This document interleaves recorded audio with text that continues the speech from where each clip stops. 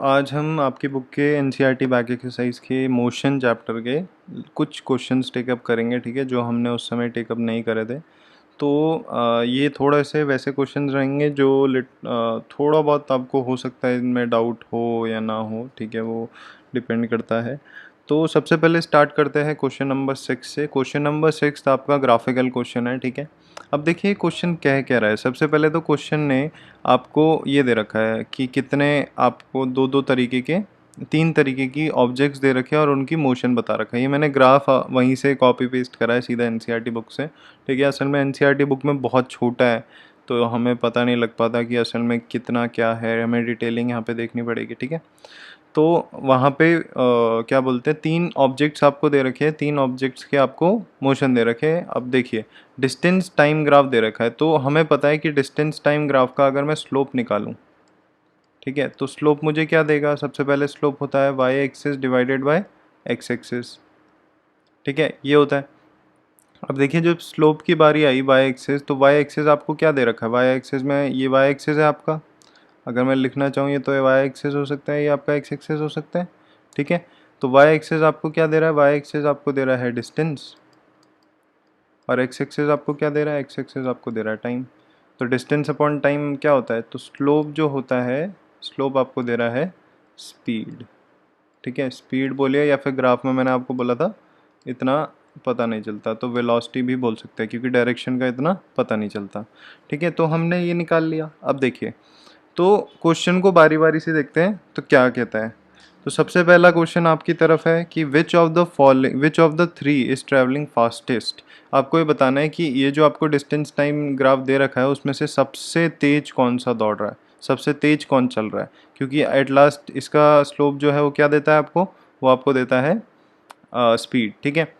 अब देखिए अगर आपको वैसे कायदे से, तो आपको देखिए नीचे इसको एक्सटेंड करेंगे, ठीक है, तो यहाँ पे कहीं लाया करेगा। उसके बाद आप क्या करिए, आप Y axis divided by X axis करिए, क्योंकि स्लोप निकालना है एट लास्ट आपको। जिसका स्लोप सबसे ज़्यादा होगा उसका स्पीड सबसे ज़्यादा होगी, और जिसकी स्पीड ज़्यादा है मतलब कि वो सबसे फास्ट चल रहा है, ठीक है। तो बेटर तो यही होगा कि आप वाई एक्सिस यहाँ तक पूरा नीचे ले जाएँ, फिर यहाँ से वाई एक्सिस की वैल्यू देखें और यहाँ से एक्स एक्सिस की वैल्यू देखें, दोनों को पुट करें और देखें कि किसका स्लोप ज़्यादा आ रहा है।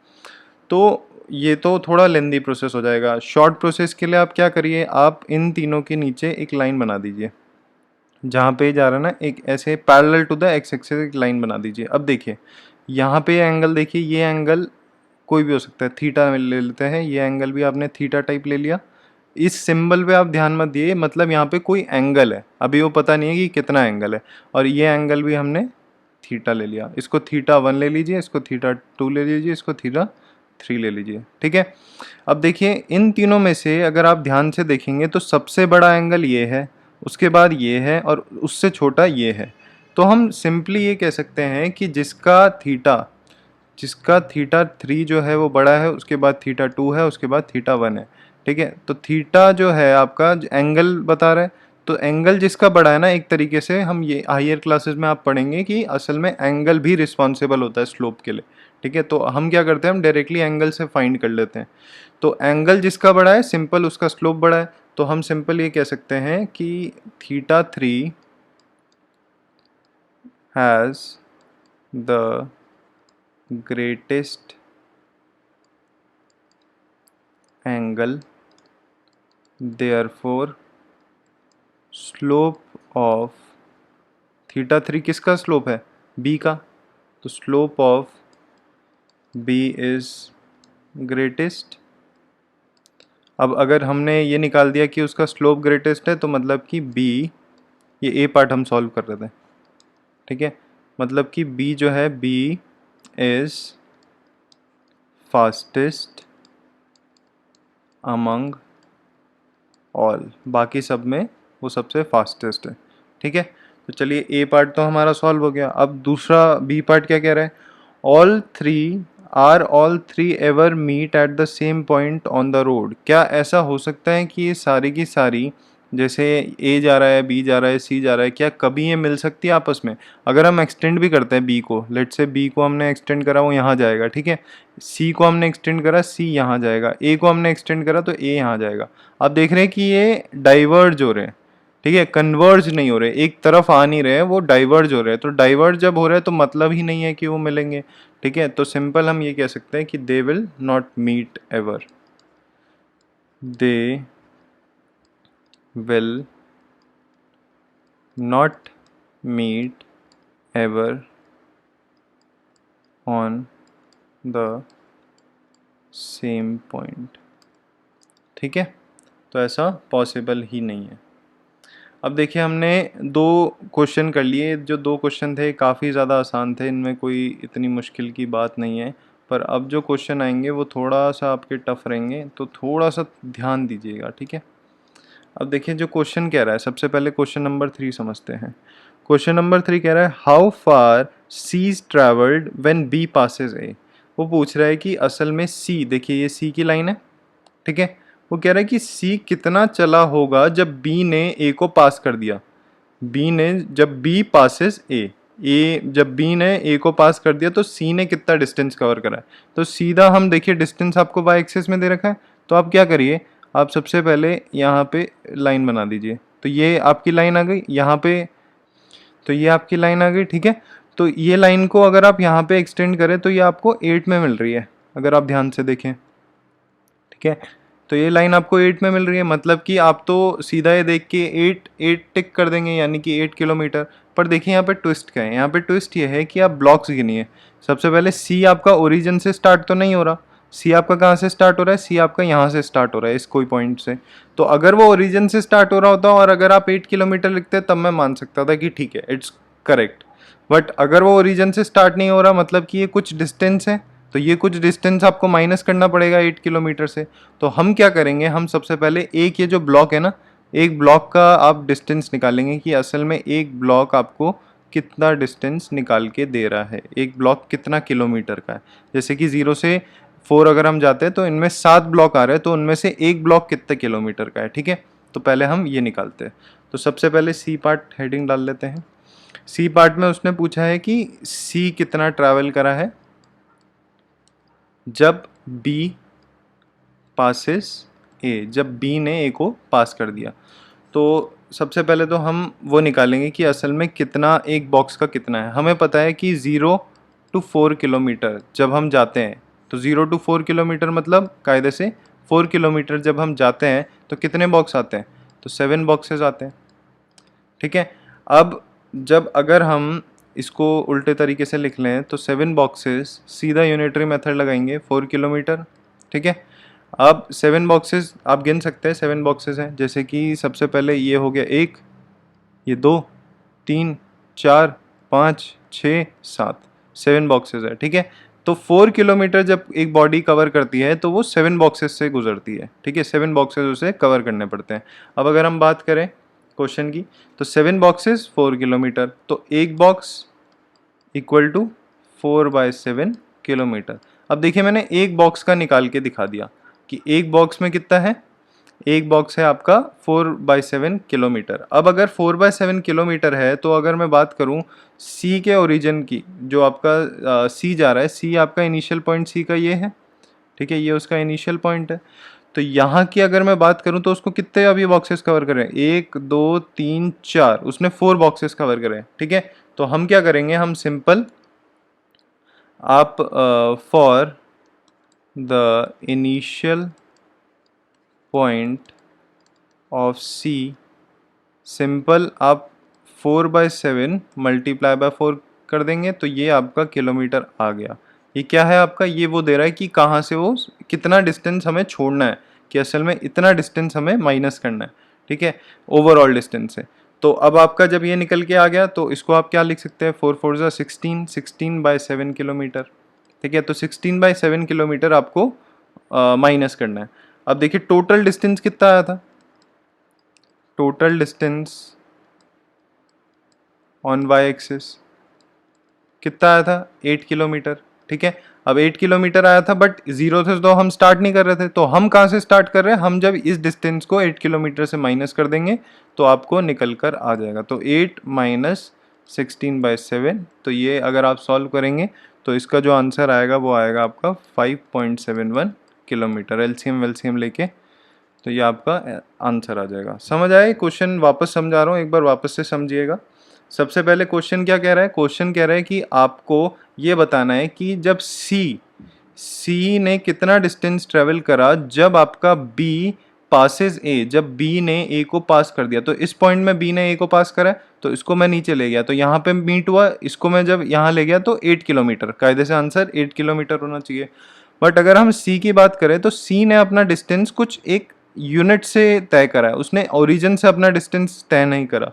ठीक है, तो उसके लिए हमने ये यूनिट आपको माइनस करनी पड़ेगी, क्योंकि ये पूरा टोटल है। ठीक है, ओरिजिन तक, ये तो ओरिजिन से मान रहा है 8 किलोमीटर, तो ये पूरा ओरिजिन तक है। तो अगर हम वहां से इतना किलोमीटर माइनस कर देंगे तो इतना किलोमीटर हमें कायदे से निकालना है। इतना किलोमीटर आपका सी ट्रैवल्ड है।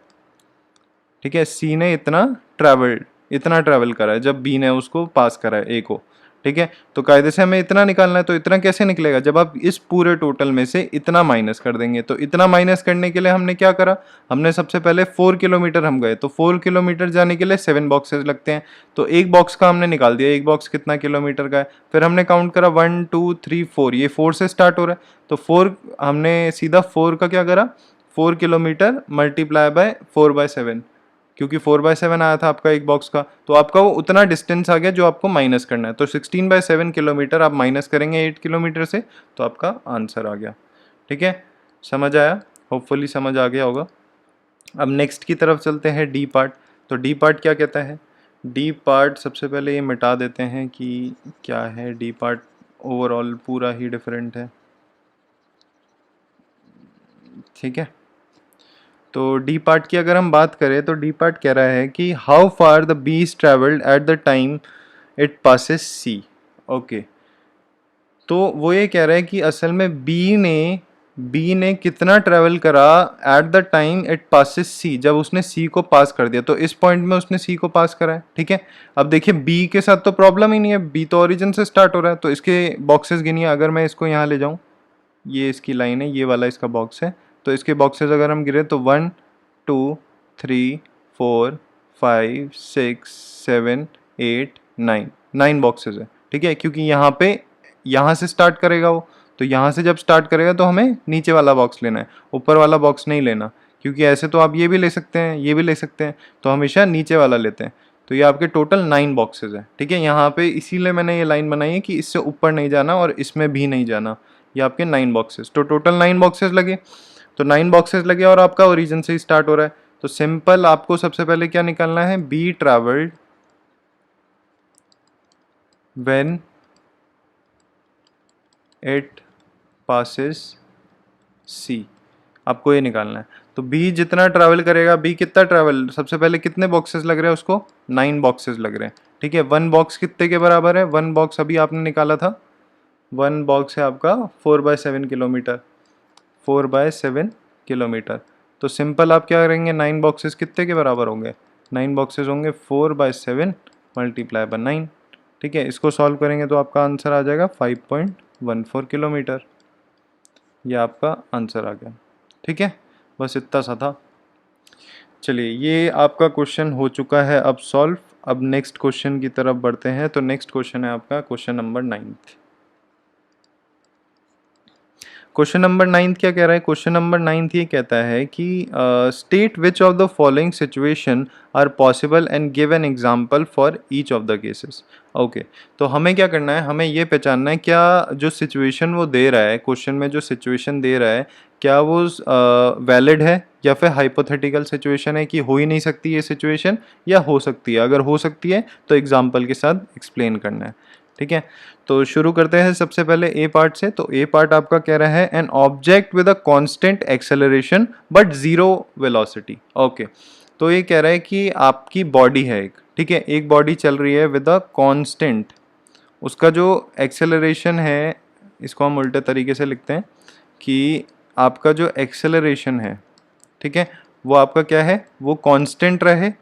ठीक है, और अगर मैं बात कर रहा हूँ वेलोसिटी की, तो वेलोसिटी जीरो हो। तो ऐसा पॉसिबल है क्या कि आपका एक्सेलरेशन कांस्टेंट हो?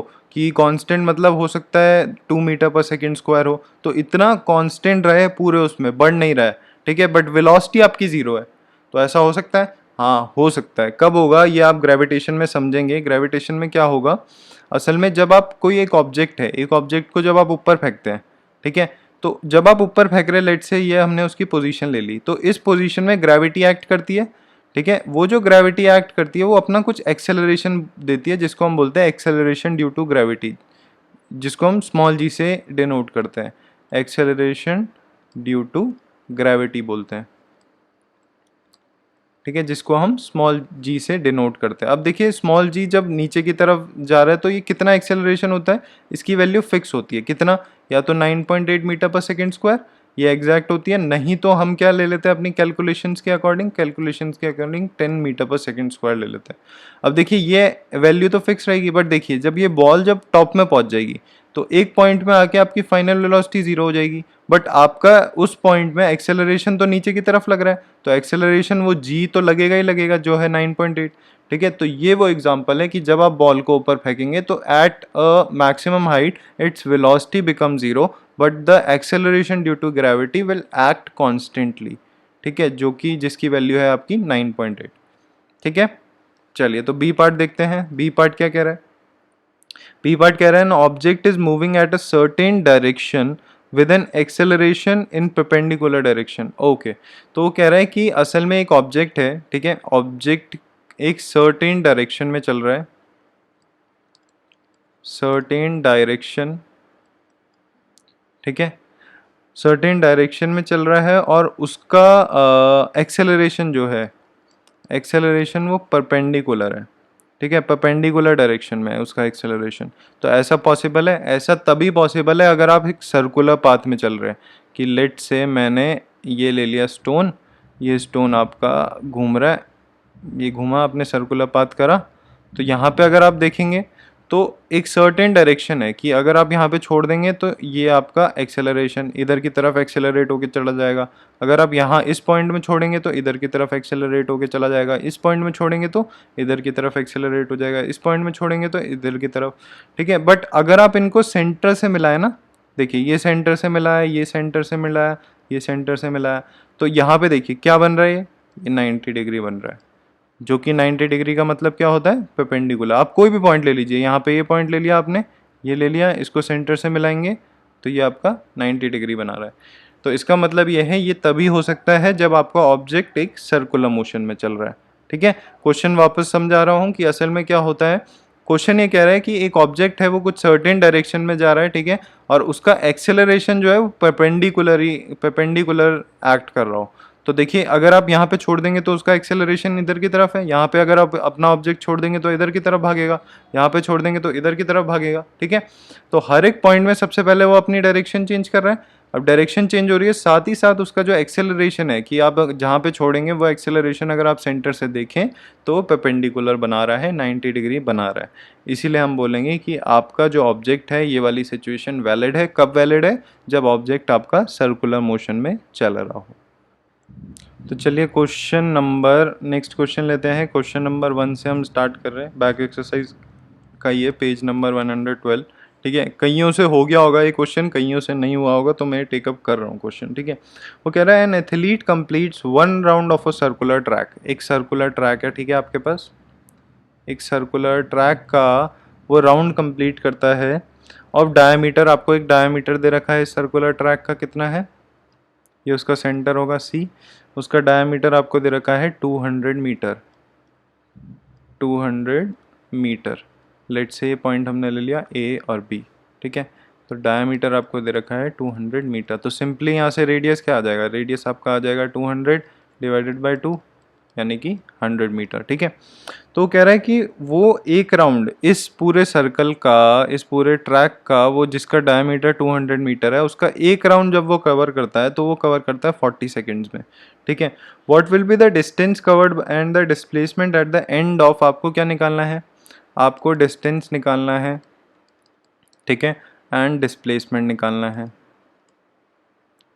डिस्प्लेसमेंट निकालना है, कब निकालना है, एट टाइम, टाइम कौन सा टाइम है आपका, जब 2 मिनट्स 20 सेकेंड्स, 2 मिनट्स 20 सेकेंड्स में आपको ये निकालना है कि असल में कितना उसका डिस्टेंस होगा और कितना उसका डिस्प्लेसमेंट होगा, ठीक है। तो इस टाइप का क्वेश्चन हम स्क्वायर के साथ कर चुके थे, ठीक है। अब ये सर्कल के साथ है, तो किस तरीके से इसे हैंडल करें।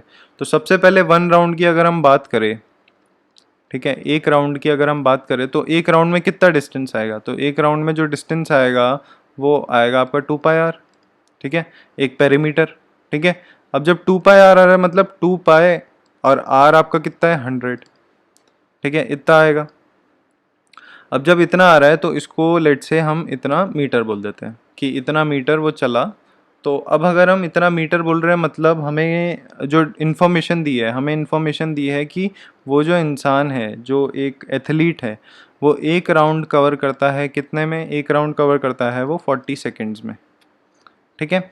अब जब वो 40 सेकेंड्स में कवर करता है एक राउंड, तो हमें क्या निकालना है, हमें टाइम के अकॉर्डिंग निकालना है कि वो कितना चलेगा। तो हम 40 इधर की तरफ रखेंगे और 1 राउंड इधर की तरफ रखेंगे, ठीक है। तो 40 1 सेकेंड में कितना करेगा, 1 सेकेंड में करेगा 1/40 राउंड्स, ठीक है ना। 1 सेकेंड में जब इतने राउंड्स कर रहा है तो 1 सेकेंड में कितना मीटर चला होगा, मीटर बस राउंड्स की जगह यहाँ पे 1 राउंड था, तो यहाँ पे आप सीधा राउंड की जगह एक राउंड किसके बराबर है, 2 पाई 100 के। तो यहाँ पे लिख लीजिए 200 पाई लिख लीजिए सीधा 200 पाई, ठीक है, डिवाइडेड बाय 40। ये आ गया आपका 4 5 आपका आ गया। तो 1 सेकेंड में वो चलेगा 5 पाई मीटर। अभी मैं पाई की वैल्यू डाल नहीं रहा हूँ क्योंकि थोड़ा सा कॉम्प्लिकेट हो जाएगा। 3.14 या 22/7 अगर मैं डाल दूंगा तो थोड़ा सा कॉम्प्लिकेट हो जाएगा, तो इसलिए पाई लेके चल रहा है। अब देखिए आपको इस टाइम के लिए निकालना है, तो इस टाइम के लिए मैंने बताया था कि आपको एक ही में कन्वर्ट करना है, सेकेंड्स में ही। तो 2 मिनट्स में, 1 मिनट में कितना सेकेंड होता है, 60 प्लस 60, ठीक है। तो ये पूरा का पूरा 2 मिनट इसमें कन्वर्ट हो गया, और प्लस यहाँ से ये 20 आपने प्लस कर दिया, ठीक है। तो ये कितना कन्वर्ट होके आ गया, तो ये आएगा आपका 120, ठीक है, ये आ गया 20। तो टोटल आपको 140 सेकेंड्स में निकालना है कि कितना डिस्टेंस है और कितना डिस्प्लेसमेंट है। तो डिस्टेंस की अगर हम बात करें तो 1 सेकेंड में इतना है, इतना डिस्टेंस चल रहा है, तो 140 सेकेंड्स में कितना चलेगा, तो 140 सेकेंड्स में वो चलेगा 5 पाई × 140, ठीक है।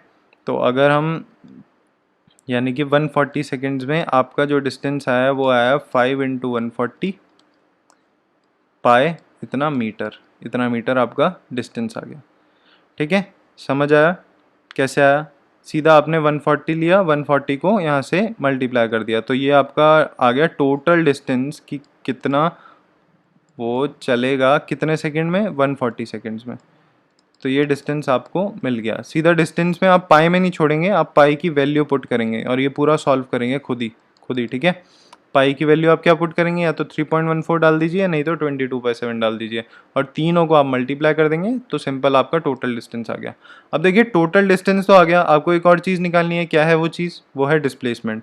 अब जब आपको डिस्प्लेसमेंट निकालनी है तो डिस्प्लेसमेंट निकालने के लिए आपको पता था कि भाई आपको क्या निकालना होता है, सबसे पहले डिस्टेंस। तो आपने डिस्टेंस निकाल लिया, ठीक है। अब डिस्प्लेसमेंट की बात करते हैं। तो डिस्प्लेसमेंट की जब हम बात कर रहे हैं तो डिस्प्लेसमेंट में हमें मैटर करता है राउंड, कि कितने राउंड वो चला है, ठीक है। तो जब हमें वो चीज़ मैटर करती है तो बेटर हमारे लिए क्या है, बेटर हमारे लिए ये है कि हम राउंड के बेसिस पे चले, क्योंकि यहाँ पे अगर हम राउंड के बेसिस पे चलेंगे तो हमें आसानी से सॉल्व हो जाएगा। जैसे कि एक राउंड अगर वो चला तो सीधा ए में, 2 राउंड चला तो इतना ही हो जाएगा, 3 राउंड चला तो इतना ही हो जाएगा, ठीक है, 4 चला इतना ही हो जाएगा। तो इसलिए राउंड हमारे लिए ज़्यादा बेनिफिशियल है अगर हम राउंड के केसेस में निकालें। तो देखिए आपको डिस्टेंस निकल के आ गया, अब आपको राउंड निकालना है। तो आपको पता है जो आपको क्वेश्चन दिया है, क्वेश्चन में ये दिया है कि एक राउंड आपका जो है, एक राउंड कितने के बराबर है, 1 राउंड आपका 200 पाई के बराबर है। इसको हम 200 पाई भी लिख सकते हैं, इतना मीटर, ठीक है, 200 पाई मीटर के बराबर है।